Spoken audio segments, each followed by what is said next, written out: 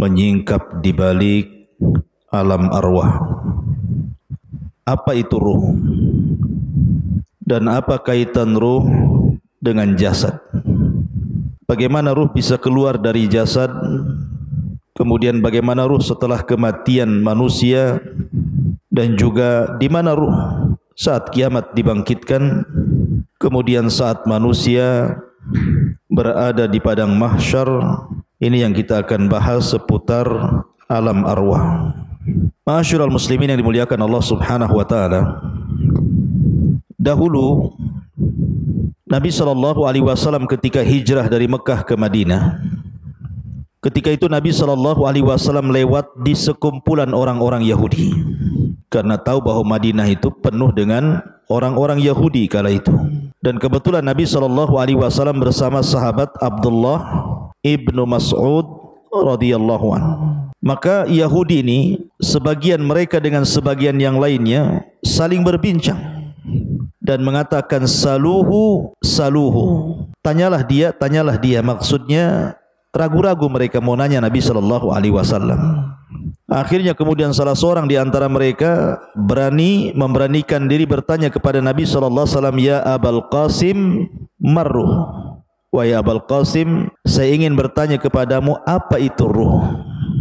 Maka Nabi SAW tidak langsung menjawab.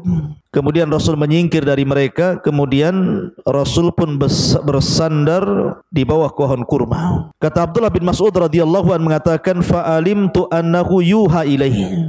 Dan aku mengetahui bahwa Rasul sedang diturunkan wahyu kepadanya. Maka sejenak kemudian Nabi SAW bangkit kembali menemui orang-orang Yahudi dan membacakan surah Al-Isra.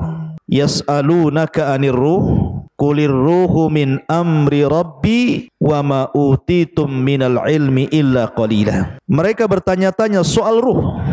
Katakan ya Muhammad kepada mereka orang-orang Yahudi itu, ruh itu urusan Rabbku, dan apa yang Allah berikan kepada kalian dari pengetahuan itu tidak banyak. Ada juga kisah yang sejenis dengan kisah ini. Ketika orang-orang musyrik Arab datang ke kota Madinah untuk bertanya kepada orang Yahudi tentang Nabi yang baru muncul di Mekah. Karena orang-orang musyrik Arab tahu bahwa orang Yahudi itu kaum yang diberikan kitab. Mereka minta pendapat tentang kemunculan Nabi yang ada di Mekah itu kepada orang-orang Yahudi Madinah. Maka orang-orang Yahudi Madinah mengatakan kepada orang-orang musyrik Arab, tanyalah kepada orang yang ngaku Nabi daerahmu itu 3 soalan. Kalau dia sanggup menjawab, memang dia seorang Nabi. Kalau dia tidak sanggup menjawab, dustakan kenabiannya. Lah salah satu pertanyaan yang diajarkan orang Yahudi kepada orang-orang musyrik, tanya kepada orang yang ngaku Nabi daerahmu itu, apa itu ruh? Akhirnya kemudian ditanyakan kepada Rasul dan turunlah surah Al-Isra ayat 85. Mereka bertanya-tanya soal ruh. Katakan ya Muhammad, ruh itu urusan Rabbku. Dari sini menunjukkan bahwa ruh itu tidak ada yang tahu bentuknya seperti apa. Tidak ada yang tahu. Makanya lihat perdebatan Abu Hanifah ketika berdebat dengan orang-orang ateis soal ketuhanan. Karena orang-orang ateis ini menganggap bahwa Tuhan itu tidak ada. Tetapi kita bagi kaum muslimin, Tuhan itu ada walaupun tidak bisa dilihat, tapi bisa dirasakan keberadaannya dengan melihat alam semesta dan juga ayat-ayat syariah. Lah salah satu perdebatan Abu Hanifah dengan orang ateis itu, dia mengatakan begini, pernah enggak kamu itu duduk di hadapan orang sakit, berkunjung kepada orang sakit, kemudian duduk di hadapan orang sakit? Kata orang ateis ini, ya aku pernah. Kemudian, pernahkah engkau melihat orang sakit itu sampai menghembuskan nyawa terakhir dia, keluar ruhnya? Dia mengatakan pernah. Kemudian kamu tahu kematiannya? Ya, betul kamu tahu ketika ruh keluar dari mulutnya? Kalau itu aku tidak pernah melihat. Kalau engkau mengatakan bahwa kamu tidak bisa melihat ruh saat dia kematian, bagaimana mungkin engkau mensifati Allah Subhanahu wa taala? Artinya bahwa di sini ikhwatu fiddin, ruh itu tidak bisa dilihat. Lihat kalau antum nanti menghadapi orang yang sedang sakaratul maut, pandang wajahnya sampai betul-betul nazak yang terakhir kemudian mati. Antum tidak akan tahu ruhnya dia keluar seperti apa, bentuknya seperti apa, kapan keluarnya, enggak tahu. Tahu-tahu tidak bergerak saja kan. Artinya alam ruh itu alam gaib. Kita tidak tahu seperti apa bentuk ruh itu. Makanya Allah Subhanahu wa taala mengatakan yas'alunaka 'anir ruhi qulir ruhu min amri rabbi. Mereka bertanya-tanya soal apa itu ruh, katakan ya Muhammad, ruh itu urusan Rabbku. Kenapa? Wa ma utitum minal ilmi illa qalila. Karena pengetahuan kita terbatas soal ruh ini.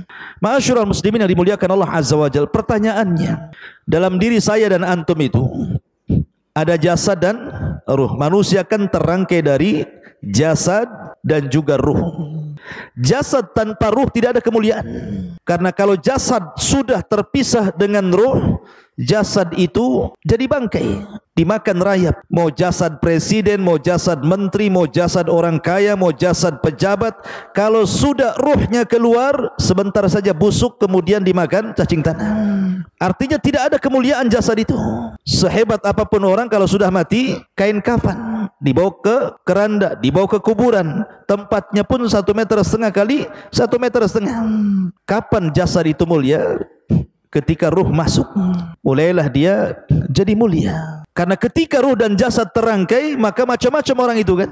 Ada yang menjadi pemimpin, pejabat, orang kaya dan begitu seterusnya. Pertanyaan saya, lebih dahuluan mana? Penciptaan Allah ruh ataukah jasad? Lebih dulu mana? Ruh dulu diciptakan kemudian jasad, ataukah jasad dulu diciptakan kemudian ruh? Hah? Ada yang tahu jawab? Gak apa-apa, antum dengar saja. Apa yang antum jawab? Ya. Ketika Allah Subhanahu wa taala menciptakan Adam alaihi salatu wassalam, Allah menciptakan jasad Adam atau menciptakan ruhnya dulu? Menciptakan Adam dulu. Allah mengutus malaikat maut mengambil tanah dengan berbagai macam jenisnya di dunia, mulai tanah yang keras, tanah yang lembut, tanah yang lembek, gitu ya. Tanah berwarna merah, berwarna hitam, berwarna kuning, berwarna putih, gitu, macam-macam warna. Kemudian dinaikkan ke langit. Kemudian Allah bentuk Adam alaihi salatu wassalam, membentuk menjadi manusia tersempurna, termulia. Laqad khalaqnal insana fi ahsani taqwim. Kemudian setelah Adam menjadi patung, maka Allah membiarkan patung Adam itu seperti itu, mengeras. Belum ada ruh, masih jasad. Sampai syaitan, iblis itu saking hasadnya dengan Adam, Adam belum dititipkan ruh itu, datang ngitarin patungnya Adam. Kadang masuk dari lubang telinga, keluar dari lubang hidung, masuk lubang hidung, keluar lagi dari lubang yang lain, ya kan? Karena banyak lubang antum itu, lubang sana, lubang sini, gitu ya. Jadi iblis tahu bahwa Adam itu berongga, makanya dia mengatakan lau sullitu alayya la uhlikanna. Kalau orang ini diserahkan kepadaku, ku hancurkan dia, atau ku buat dia maksiat kepada Allah Azza wa Jalla. Lihat hasadnya iblis. Dari sini Allah Subhanahu wa taala menciptakan secara zahir ayat dalam Al-Qur'an tentang penciptaan Adam. Allah belum menciptakan ruh, tapi Allah membentuk jasad Adam dulu sampai betul-betul sempurna, mengeras. Baru setelah itu Allah ciptakan ruh. Jadi ketika Allah menciptakan Adam, jasad dulu apa ruh dulu? Jasad dulu. Setelah jadi, baru Allah ciptakan ruh. Setelah Allah ciptakan ruh, baru Allah masukkan ruh itu ke jasad Adam. Ketika ruh baru sampai di tenggorokan saja, Adam sudah lapar tuh. Kemudian bersin, hacih. Ya, kemudian Allah mengatakan, ya Adam, katakan alhamdulillah. Maka Adam mengatakan alhamdulillah. Maka Allah mengatakan yarhamuka rabbuk. Kemudian ruh masuk lagi ke badan Adam, mulai tangan bergerak tuh. Di sampingnya ada pohon berbuah-buahan, dia maunya ngambil saja itu, padahal belum sampai jejak ke kaki ruhnya itu. Makanya manusia itu tercipta tergesa-gesa seperti abina bapak kita Adam. Baru setelah sempurna ruh itu sampai di kaki, sempurnalah Adam itu menjadi manusia yang disebut dengan nafsun. Ada ruh, ar-ruhu, ada an-nafsu dalam bahasa Arab. Kalau ruh ya ruh, kalau nafsu itu jiwa, dan jiwa itu artinya terangkainya ruh dengan jasad, dalam bahasa Arab disebut nafsun. Kalau ruh, ruh saja. Kalau jasad, jasad saja. Kalau sudah nyatu disebut nafsun. Ya ayyutuhan nafsul mutmainnah, wahai jiwa yang tenang. Karena ruhnya masih dalam jasad. Ukhruji ila ila ridwanullah, keridhaan Allah Subhanahu wa taala. Ma'asyiral muslimin yang dimuliakan Allah, ini kalau binisbah dengan Adam bahwa ruh itu diciptakan sebelum atau setelah? Setelah Adam diciptakan. Adam dulu diciptakan baru ruhnya diciptakan. Tetapi kalau kita selain Adam alaihi salatu wasalam dibalik, ruhnya dulu diciptakan baru kita diciptakan. Ya. Karena dalam hadis Bukhari ketika Nabi SAW bersabda tentang cerita penciptaan manusia, di mana Allah Subhanahu wa taala ketika menciptakan manusia itu pertama 40 hari segumpal air mani, kemudian 40 hari kedua segumpal darah, kemudian 40 hari ketiga menjadi segumpal daging, berbentuklah dia manusia. Kalau dihitung berarti 4 bulan.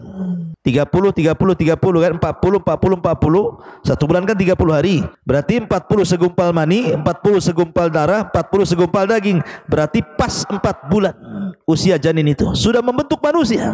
Dari sini Allah mengutus malaikat yang memang menghantarkan ruh, kemudian dimasukkan ruh itu, kemudian dicatat rizkinya, dicatat amalannya, dicatat celakanya, dicatat kebahagiaannya, semua dicatat di situ. Maka dari sini kata para ulama, kalau Adam alaihi salatu wasallam diciptakan dulu jasadnya, baru kemudian ruhnya setelahnya diciptakan. Tapi kalau kita diciptakan dulu ruhnya, baru diciptakan jasadnya. Begitu kata para ulama. Kenapa demikian? Karena ketika Allah Subhanahu wa taala menciptakan Adam, kemudian Adam sudah berbentuk manusia, ada jasad dan ruh, Allah mengusap zahra Adam, pundaknya Adam diusap di sini. Ya. Lah ketika Allah Subhanahu wa taala mengusap pundaknya Adam, apa yang terjadi? Fa akhraja min dhahri Adam kullu nasmatin min dzurriyyatihi min khalqihi ila yaumil qiyamah. Dalam hadis Rasul, kemudian keluarlah dari pundak Adam ini, punggung Adam ini, ruh-ruh dari zuriyahnya Adam, dari anak cucunya Adam. Zuriyah diambil dari kata-kata zarrah. Zarrah itu semacam semut, bahkan lebih kecil dari semut, kecil, tidak nampak. Ya.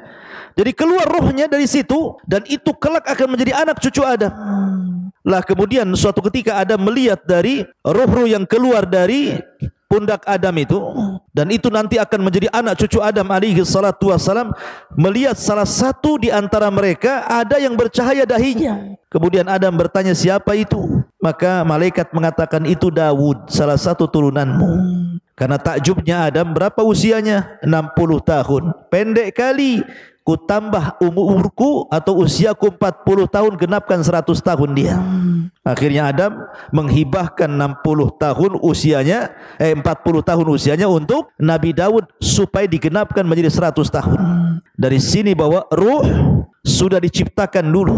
Karena ketika Allah mengusap pundak Adam, disitulah keluar arwah-arwah yang kelak akan menjadi anak cucu Adam sampai kiamat dibangkitkan. Banyak, berapa ruh itu jumlahnya coba? Jumlah manusia kan miliaran, keluar banyak gitu. Lah dari sinilah mereka akhirnya ditempatkan di sebuah tempat yang disebut dengan alam ruh. Disinilah terjadi mitsak, perjanjian antara ruh dengan Allah Subhanahu wa taala. Dan itu disebutkan dalam surah Al-A'raf ayat 172. Wa id akhadha rabbuka min bani Adam min duhurihim dzurriyyatahum wa ashhadahum ala anfusihim alastu bi rabbikum qalu bala syahidna an taqulu yaumal qiyamati inna kunna an hadza ghafilin. Dan ingatlah ketika Rabbmu membuat perjanjian dengan anak turunan Adam, min duhurihim dzurriyyatahum, di belakang mereka dari anak cucu yang kelak akan terlahir dari Adam alaihi salatu wassalam. Apa perjanjian Allah dengan kita? Alastu bi rabbikum, bukankah aku Rabb kalian? Bukankah aku Rabb kalian? Maka semua ruh mengatakan qalu bala syahidna, iya kami menyaksikan Anda itu Rabb kami. Pertanyaannya, antum ingat apa lupa? Atau pura-pura lupa bahwa antum pernah mengatakan di hadapan Allah, qalu bala, ya kamu adalah Tuhanku? Pasti enggak ingat. Mana ingatan tuh? Hutang aja gak ingat. Mau ini pula gitu ya. Kenapa gak ingat? Karena ingatan manusia itu terbatas. Sebagaimana pandangan manusia terbatas, pendengaran manusia terbatas, akal pun terbatas, langkah kaki pun terbatas. Kecuali pakai motor ya. Pakai pesawat. Tapi coba jalan kaki sampai di mana antum buatnya? Ada pengkor. Pandangan kita terbatas, kita tidak bisa menembus sampai Batam Center dari sini. Terhalang hutan-hutan. Walaupun tak ada hutan pun kita terbatas pandangan kita. Pendengaran pun terbatas, akal pun terbatas, pemahaman pun terbatas, maka ingatan pun terbatas. Kita sudah lupa bahwa kita pernah berdialog dengan Allah dan mengatakan alastu birabbikum, dan kita mengatakan qalu bala syahidna. Ma'asyiral muslimin, kenapa demikian? Supaya tidak ada uzur bagi kita pada hari kiamat dengan mengatakan aku tidak pernah mengenal Tuhan sehingga aku tidak ibadah. Kita sudah diikat dengan perjanjian. Makanya Rasulullah mengatakan kullu maulud yuladu alal fitrah. Setiap bayi yang dilahirkan itu brojol menjadi fitrah. Fitrah itu artinya mengenal Islam. Kenapa? Karena lanjut hadis Nabi SAW, fa'abawahu yuhawidanihi au yunassiranihi au yumajjisani. Bapaknya yang menjadikan dia Yahudi, Nasrani ataupun Majusi. Stop hadis sampai ini. Dan tidak ada kata-kata bapaknya yang menjadikan dia Muslim. Ya, karena lahirnya anak siapapun terlahir Islam, mengenal Rabbnya. Tapi kita lupa. Lah di alam ruh ini pula Allah menawarkan amanah. Yang Allah Subhanahu wa taala isyaratkan dalam surah apa? Inna aradnal amanata 'alas samawati wal ardi wal jibal fa abaina an yahmilnaha wa ashfaqna minha wa hamalahal insan innahu kana zaluman jahula. Sesungguhnya kami telah menawarkan amanah. Kapan amanah ditawarkan? Ketika di alam ruh. Allah menawarkan amanah ini. Pertama, ditawarkan ke langit, ditawarkan ke bumi, ditawarkan ke gunung-gunung, semua menolak amanah itu. Kemudian Allah menawarkan amanah di alam ruh kepada ruh-ruh turunan Adam itu. Tiba-tiba kemudian manusia pun siap memikul amanah itu. Makanya Allah mengatakan sungguh manusia itu amat sangat zalim dan amat sangat bodoh. Gunung saja menolak, langit saja menolak, bumi saja menolak, manusia pula yang lemah menerimanya. Walaupun penafsiran amanah dalam ayat ini berbagai macam ya. Apa yang dimaksud amanah yang Allah tawarkan kepada kita di alam ruh itu? Ada yang mengatakan amanah di sini artinya at-ta'at wal faraid, ketaatan dan melaksanakan kewajiban. Ada yang mengatakan amanah di sini artinya seperti pendapat Abdullah bin Mas'ud, artinya salat, zakat, puasa, haji. Kemudian membenarkan hadis, jujur dalam berkata, kemudian membayar hutang, adil dalam timbangan, kemudian juga amanah ketika dititipkan sesuatu barang kepadanya. Ada juga yang mengatakan bahwa amanah di sini artinya al-farju, kemaluan. Bahwa kita diberikan kemaluan sehingga harus amanah. Jangan digunakan untuk berzina, tetapi dihalalkan dengan cara menikah. Ada juga yang mengatakan amanah di sini artinya as-saum, puasa. Wal ghuslu minal janabah, mandi setelah junub. Ada juga yang mengatakan amanah di sini artinya amanah, orang itu amanah, tidak khianat gitu ya. Intinya bahwa banyak penafsiran amanah, tapi yang jelas dialog ini sebagian para ulama mengatakan terjadi kapan? Di alam ruh. Dialog ini terjadi di alam ruh. Ma'asyiral muslimin yang dimuliakan Allah Azza wa Jalla. Setelah kita tahu sedikit tentang alam ruh, lalu ruh ini kapan keluar? Kan pertama ruh menyatu dengan jasad. Kemudian kita dilahirkan ke dunia menjadi jiwa yang menyatunya ruh dengan jasad. Maka suatu ketika ruh ini akan keluar saat kematian. Bagaimana ruh keluar dari jasad kita, ikhwan? Ada hadis Bara' bin Azib radhiyallahu anhu. Jadi Bara' bin Azib ini bercerita suatu ketika kami, kata Bara' bin Azib, keluar bersama Rasul hendak mengebumikan salah seorang jenazah. Ketika sampai di kuburan, orang yang gali kuburan itu belum selesai. Orang yang gali kuburan itu belum selesai. Lah karena belum selesai orang yang menggali kuburan itu, Nabi SAW memberikan nasihat kepada sahabat yang ada di sekitar kuburan itu. Kemudian Nabi SAW menceritakan tentang kematian seorang mukmin dan kematian seorang kafir. Coba perhatikan bagaimana ruh keluar dari jasadnya seorang mukmin dan bagaimana ruh keluar dari jasadnya orang kafir. Kata Nabi SAW,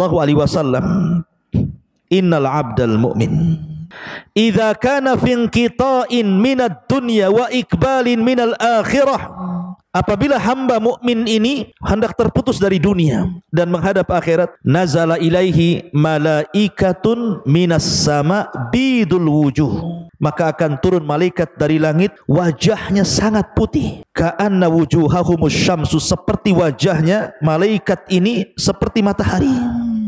Ma'ahum kafanun min akfanil jannah wa hanutun min hanutil jannah. Malaikat yang turun dari langit yang memiliki wajah yang sangat terang putih itu membawa kain kafan dari sorga dan wewangian dari sorga. Kata para ulama, ketika nanti antum mendekati ajal, malaikat yang turun kepada antum itu ada 4. Satu disebut malakul maut, malaikat kematian. Yang 3 disebut rusulul maut. Rusulul maut, tawaffathu rusuluna. Ada 3 utusan Allah malaikat yang mendampingi malakul maut. Yang pertama membawa kain kafan, yang kedua membawa hanut, dan yang ketiga membisikkan di telinganya kalau dia seorang mukmin kabar gembira. Adapun malakul maut hanya mencabut nyawa saja, kemudian diserahkan kepada 3 malaikat itu. Ulama mengatakan dalam hadis ini, ruhnya seorang mukmin itu ketika dicabut itu dimulai dari jari-jari jemari, dari ujung-ujung jari ini, ujung jari kaki dan tangan. Jadi kalau ruhnya di sini dia mulai berjalan, begitu juga dari kaki mulai ke atas, ya, sampai di tenggorokan, berkumpul di tenggorokan ruhnya. Apa yang terjadi? Kalla idza balagatit taraq wa qila man rah.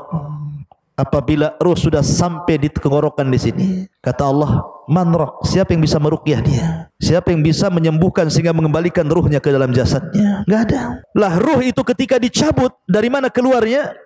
Dari mulut. Ruh itu keluar dari mulut kita. Kemudian ketika dia keluar, mata ini memandang ruh itu keluar. Makanya Rasul mengatakan, apabila ruh dicabut, tabi'ahul basar, pandangan kita mengikutinya. Makanya setiap orang yang mati pasti melotot matanya. Makanya antum kalau melihat orang mati melotot, cepat antum tutup, takut menakutkan orang. Kata Nabi SAW, ruhnya mukmin itu apabila keluar seperti tetesan air yang terakhir keluar dari mulut teko. Min famis siqa, kata Rasul. Kalau saya boleh analogikan ikhwan, kalau antum punya teko, isinya banyak airnya, kemudian antum tuangkan, tentu air yang pertama keluar itu deras sekali, karena masih penuh masalah tekonya. Kalau dituangkan tuh pasti deras dia, kayak model pancuran kan gitu ya. Coba kalau seandainya di teko itu tinggal 1 tetes, kemudian antum tuangkan, pasti dia tidak akan mengalir deras, pasti akan sedikit mengalir sampai di ujung teko, kemudian menggantung dulu, kemudian baru netes gitu ya. Artinya bahwa ruhnya seorang mukmin itu keluar seperti tetesan terakhir dari mulut teko, pelan tapi pasti, pelan, kemudian keluar dari mulutnya. Ketika itu malaikat yang menghibur jasadnya seorang mukmin ini mengatakan, ya ayyatuhar ruhul, ya ayyatuhan nafsul mutmainnah, irji ila rabbiki radiyatan mardiyah. Wahai jiwa yang tenang, keluarlah pelan-pelan menuju keridhaan Allah Subhanahu wa taala. Maka ketika betul-betul keluar, maka ruh itu kemudian naik ke langit. Sudah terpisah alamnya, dia kembali keluar dari jasad. Lah ruh ini langsung ketika sudah ditangkap oleh malaikat maut, sudah dikeluarkan, maka diserahkan kepada malaikat yang membawa kain kafan dan harut dari sorga. Langsung dikain kafani, kemudian dibaluri minyak wangi, kemudian diangkat ke langit. Kemudian langit pertama, dia mengetuk pintu. Kata penjaga langit pertama, siapa? Fulan bin Fulan. Siapa yang dibawa? Ruhnya Fulan ibn Fulan. Karena dia ruhnya orang baik, maka malaikat yang ada di langit semuanya memujinya. Kemudian dibukalah pintu langit pertama, kedua, ketiga, keempat, kelima, ketujuh. Dia melintasi langit yang ketujuh. Kemudian diberjumpakan dengan Allah Subhanahu wa taala, dan Allah katakan kepada ruh orang mukmin ini, letakkan catatannya fil illiyin, tapi kembalikan ruhnya ke dalam jasadnya. Maka catatannya naik sampai di tempat yang paling tinggi di sorga, kemudian ruhnya dikembalikan ke bumi. Ketika ruhnya dikembalikan ke bumi, ada yang mengatakan batas ruh naik ke langit itu sebatas ketika dia mulai dimandikan, mulai dikafankan, kemudian dikuburkan, ruh itu kembali ke dalam kuburan. Kemudian Allah satukan kembali ruh itu dengan jasad di alam kubur itu. Ketika itu dia baru sadar karena terjadi himpitan dhaghtah alam kubur. Jadi alam kubur menyempit. Kuburan itu menyempit sehingga kalau dia jasadnya orang kafir bisa remuk itu badan dan tulang-tulang itu. Tetapi himpitan bumi ketika orang dimasukkan ke dalam kuburan itu, kalau dia seorang mukmin seperti dipeluk oleh ibunya. Kalau ada bayi dipeluk sama ibunya rapat-rapat gitu, seperti itu rasanya. Karena kita diciptakan dari tanah, kembali ke tanah, maka seolah-olah tanah itu bagi ibu kita. Tapi ingat, kalau jasadnya orang kafir, maka diremukkan dengan tanah semua tulang-tulangnya. Ma'asyiral muslimin, inilah yang dikatakan Rasul, seandainya ada yang selamat dari himpitan kuburan, maka tentu yang selamat adalah bayi ini. Tapi bayi ini pun tidak akan selamat dari himpitan kuburan. Dalam riwayat, kalaulah ada yang selamat dari himpitan kuburan, tentu yang selamat adalah Sa'd bin Mu'adz, karena saat kematiannya arsy Allah berguncang. Tapi Sa'd bin Mu'adz pun tidak selamat dari himpitan kubur. Lah setelah itu baru datang dua malaikat yang disebut dengan Munkar dan Nakir. Lah Munkar dan Nakir ini membawa fitnah yang disebut dengan fitnah kubur. Kemudian dia mengatakan, man rabbuk, siapa Rabbmu? Kemudian juga setelah ditanya siapa Rabbmu, kemudian wa man nabiyuk, siapa nabimu? Atau ma taqulu bihadzal rajul, apa yang kau katakan terhadap orang ini, maksudnya Nabi SAW. Kemudian wa madinuk, apa agamamu? Karena dia seorang yang beriman, tentu gambarannya seperti yang di dalam Al-Quran, yuthabbitullahu alladhina amanu bil qauli tsabit fil hayatid dunya wal akhirah. Akan mantap jawabannya. Dia mengatakan, Rabbi Allah, Rabbku Allah. Ketika ditanya, bagaimana pendapatmu tentang orang ini, maksudnya Rasul SAW, dia mengatakan, huwan nabi, dia nabiku Muhammad SAW. Ketika ditanya, wa madinuk, apa agamamu? Maka dia dengan terangnya mengatakan, diniyal Islam, agamaku Islam. Dia berhasil menjawab. Apabila berhasil menjawab yang terjadi, maka Allah berfirman, an sadaqa abdi, hambaku telah benar. Hambaku telah benar. Karena telah benar, bukakan pintu sorga. Bayangkan dari kuburan dibuka pintu sorga langsung ke sorga. Hembuskan angin dari sorga ke kuburannya. Bawa pakaian dari sorga, bawa makanan dari sorga, bawa minuman dari sorga. Bentangkan kuburannya seluas maddal basar, seluas-luasnya sampai tidak terkira. Kemudian didatangkan angin dari sorga, makanan dari sorga, pakaian dari sorga, minuman dari sorga. Kemudian dia pun masuk ke alam yang disebut dengan nikmat kubur. Ketika itu datang seseorang yang tampan, kalau perempuan yang cantik gitu kan, tiba-tiba mendekati orang ini. Kenalan, siapa namamu, apa pekerjaanmu? Ngobrol. Layaknya kita di dunia ketemu orang ngobrol. Karena saking asiknya ngobrol, ikhwan, tidak sadar kalau seandainya bumi sudah mau dikiamatkan.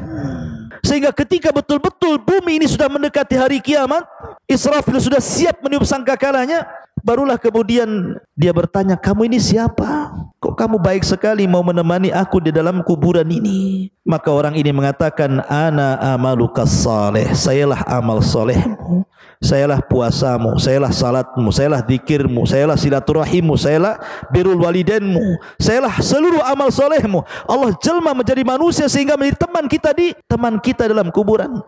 Ikhwan, kalau antum di penjara sendiri stres, tapi kalau ada kawannya minimal mengurangi stres. Adam saja diberikan sorga dengan berbagai macam nikmatnya, belum dikatakan sempurna kecuali diberikan kawan, diciptakan Hawa baru masuk ke sorga. Jadi ikhwatu fillah muliakan Allah Azza wa Jal. Tetapi ruhnya seorang kafir, lihat bagaimana hadisnya. Adapun ruh seorang kafir, ketika idza kana fi inqita'in minad dunya wa iqbalin minal akhirah, nazala ilaihi minas sama'i malaikatun ghiladun shidadun sudul wujuh ma'ahu almasuhu minan nar. Subhanallah. Kalau seandainya orang fajir, orang kafir, orang fajir, orang jahat ini mati, hendak meninggalkan dunia dan menghadap akhirat, maka turun dari langit itu malaikat yang ghilad, syidad, yang sangat keras, yang sangat jahat, sudul wujuh, wajahnya hitam, kelam, gosong, dan membawa kain kafan dari neraka yang sangat busuk baunya. Kemudian dia pun duduk di samping orang yang mau ihtidar, mau mati dari orang kafir ini. Maka malaikat yang jelek rupanya ini langsung meneriakkan di telinganya, ya ayyatuhan nafsul khabithah, ukhruji ila sakhatim minallahi wa ghadabi.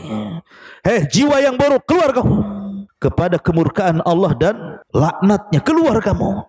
Coba kalau saya buat analogi, antum ada di rumah, tiba-tiba di luar rumah ada yang berteriak, keluar, keluar Noval, mau nggak uang 1 miliar? Keluar nggak antum? Keluar. Pal, keluar, kubunuh kau. Keluar nggak? Keluar tapi lewat belakang, lari. Ya, ya. Jadi ruhnya seorang mukmin seperti tadi teriakin, keluarlah, ini saya kasih uang satu tumpuk 1 miliar, pasti dia keluar enak. Tapi kalau kemudian ditakut-takuti, dia nggak mau kan keluar, maka ruhnya orang kafir kan ditakut-takuti dan mengatakan, ukhruji ya ayyatuhan nafsul khabitha, ukhruji ila saghati minallahi wa ghadabi. Dia kan ditakut-takuti malaikat ini. Maka orang ini tidak mau keluar ruhnya, maka dicabut paksa. Kata Nabi SAW seperti apa? Seperti pisau yang bengkok, kayak cerulit. Kemudian dimasukkan ke kambing wol. Antum tahu kambing wol itu kan bisa 1 jengkal tuh. Ini ya bulunya kan, kambing wol itu besar. Nah, apalagi kalau sudah jarang dimandikan itu udah brekele itu, rambutnya itu nempel satu dengan yang lainnya itu. Jadi ketika rambut kambing ini banyak, dimasukkan pisau yang berbengkok gini ya, safud dalam hadis itu. Kemudian setelah nempel begini, disiram rambutnya, langsung gini. Jadi susah jadinya pisaunya ini. Kira-kira kalau seandainya pisau yang dimasukkan ke bulu wol kemudian disiram, kemudian dipaksa begini, apa enggak rontok semua bulunya tuh? Lah Rasul mempermisalkan ruhnya orang kafir ketika dicabut itu seperti itu. Seperti senjata yang bengkok dimasukkan di bulu kambing wol, kemudian disiram, kemudian dipaksa, rontok semua bulunya, rontok semua persendiannya, sakit yang luar biasa. Tapi tetap dia harus keluar.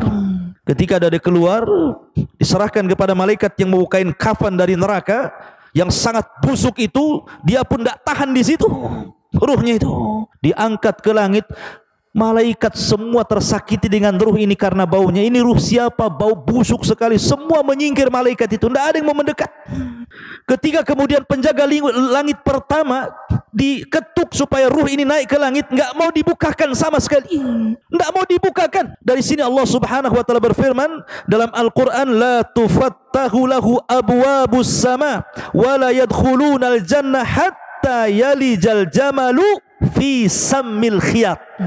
Ketika ruhnya orang kafir naik ke langit pertama, la tufattahu lahu abwabus sama. Allah atau malaikat tidak ada satupun yang membuka pintu-pintu langit, bahkan dia akan masuk neraka.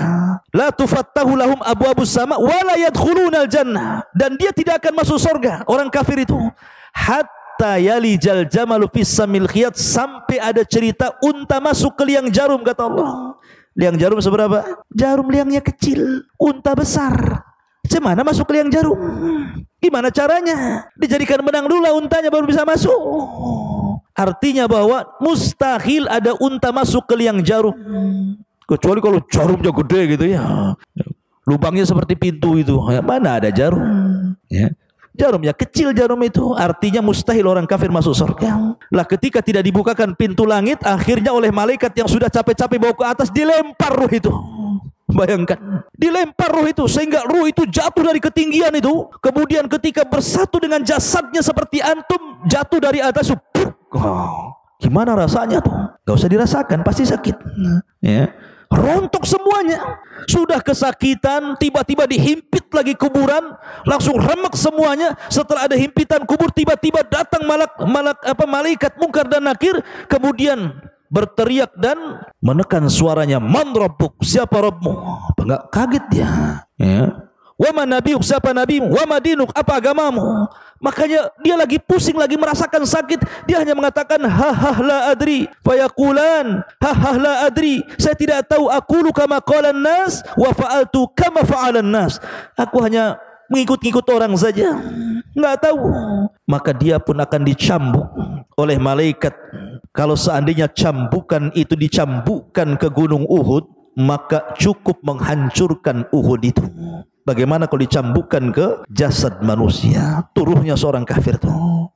Ma'asyiral muslimin yang dimuliakan Allah Subhanahu wa taala. Jadi kalau saya ringkas dari hadis Bara bin Azib ini, pertama, keluarnya ruh seorang mukmin dari jasad seorang mukmin. Yang kedua, ruh ini dibawa ke langit oleh malaikat. Kemudian yang ketiga, dikembalikan ruh ke dalam jasadnya. Begitu juga ruhnya orang kafir. Itu saat kematian. Lalu setelah kemudian masuk ke alam kubur, apakah azab kubur itu birruhi wal jasad, menyatunya ruh dan jasad, ataukah ruh saja? Maka Syekhul Islam Ibnu Taimiyah rahimahullahu taala mengatakan bahwa azab kubur itu yang rajih menurut ahli sunnah wal jamaah, dan ini menyelisih pendapat orang-orang Mu'tazilah dan ahli kalam, bahwa yang rajih wallahu alam adalah ruh dan jasad dijadikan satu. Walaupun ketika di dunia jasad itu utama, ruh itu mengikut. Kalau di alam kubur ruh utama, jasad itu mengikut. Karena alamnya sudah alam beda, alam gaib bagi kita dengan kuburan ya. Jadi yang penting ruhnya. Tetapi kalau ingin merasakan sakit, maka disatukan dengan jasadnya supaya dia merasakan bagaimana siksaan itu, sakitnya luar biasa. Maka baru disatukan jasad dengan ruh, dan itu pendapat yang kuat bahwa alam kubur terjadi birruhi wal jasad, ruh dengan jasad. Walaupun ada pendapat ruhnya saja, karena jasad pasti akan dimakan cacing tanah, akan hilang, kemudian akan hancur. Ma'asyiral muslimin yang dimuliakan, ada yang mengatakan tentang masalah di mana ruh itu dalam kuburan. Imam Malik rahimahullah ta'ala mengatakan bahwa kalau dia ruhnya seorang mukmin, maka ruh itu sesuka dia akan keluar masuk surga. Jasadnya tetap di kuburan, sementara ruhnya itu keluar masuk surga. Ada juga pendapat Ka'ab Ibn Akhbar mengatakan ruhnya seorang mukmin akan diletakkan di langit ketujuh di Iliyin. Adapun ruhnya orang kafir akan diletakkan di Sijin, di bawah bumi yang paling dasar.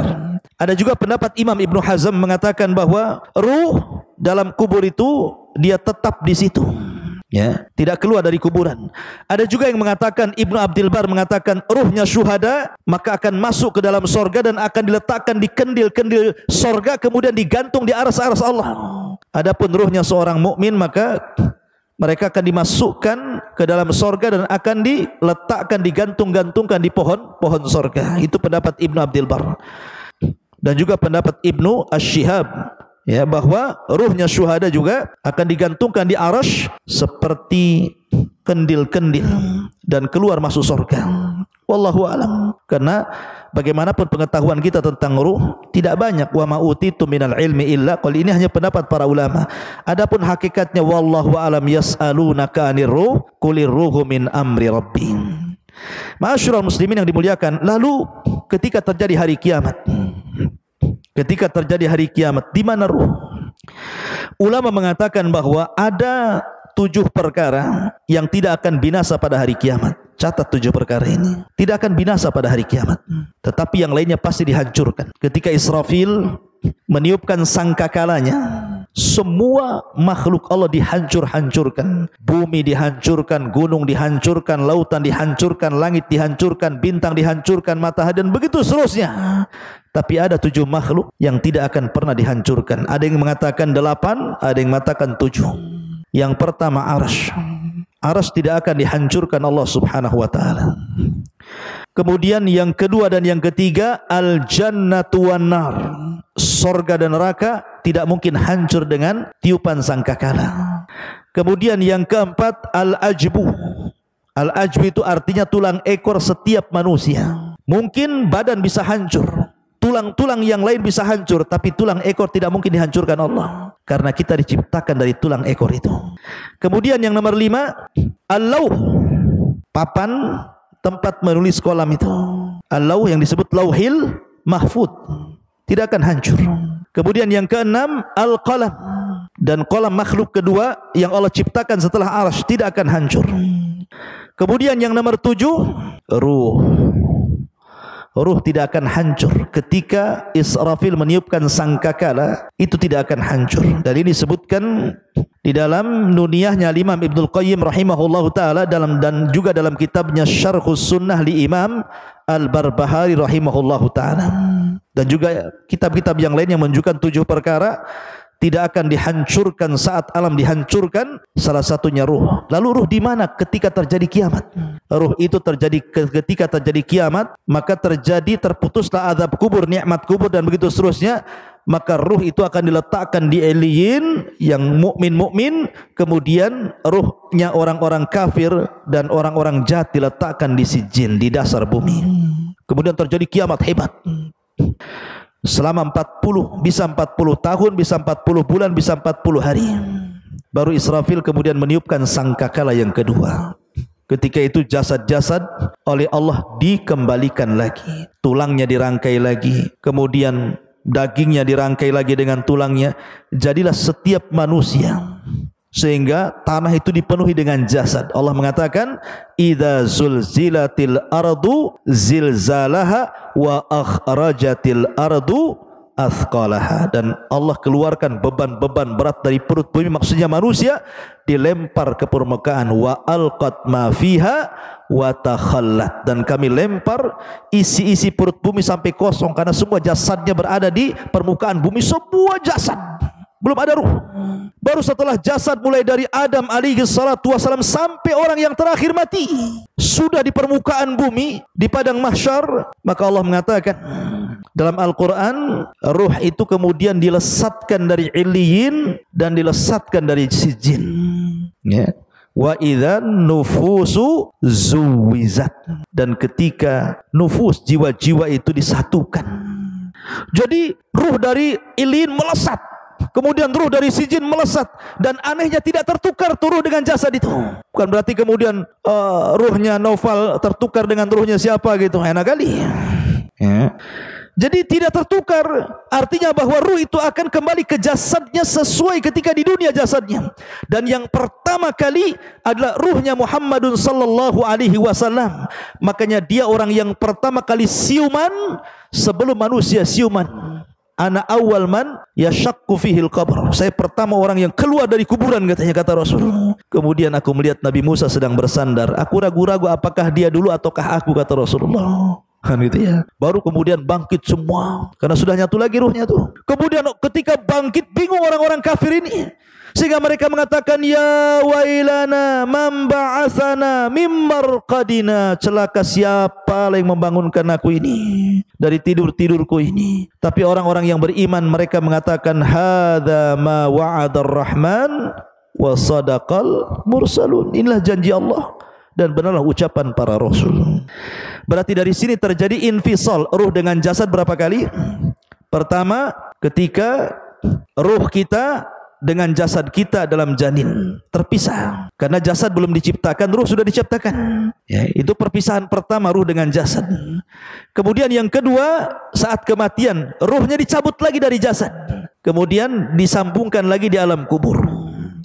Kemudian setelah terjadi kiamat, dipisahkan lagi ruhnya, diletakkan di Eliyin, kemudian di padang mahsyar disatukan lagi, dan tidak akan pernah dikeluarkan lagi setelah itu, baik yang masuk ke dalam sorga ataupun yang masuk ke neraka. Tetapi yang ada kelak, badan kita akan dibesarkan. Kata para ulama, kapan? Ketika membaca catatan amal. Ketika Naufal membaca catatan amal 1, 2, kalau itu amalan baik dibaca, maka bercahayalah wajahnya, mengembang badannya. Dibaca lagi catatan kebaikannya, makin bercahaya, makin mengembang, makin bercahaya, makin mengembang, sehingga tanpa sadar badan itu besar, sehingga tingginya 30 meter 60 hasta, lebarnya 7 hasta 3,5 meter, dan bentuk mereka semua sama, kasurati abikum Adam, seperti gambaran bapak kalian Adam alaihi salatu wassalam. Tuluhu sittuna dira'ah, panjangnya tingginya 60 hasta atau 30 meter. Barulah disitulah mereka menitis titian siratal mustaqim, wallahu alam, sampai akhirnya yang berhasil masuk surga itu karena amalan dan ketaatannya, yang tidak berhasil karena perbuatan maksiat dan dosanya.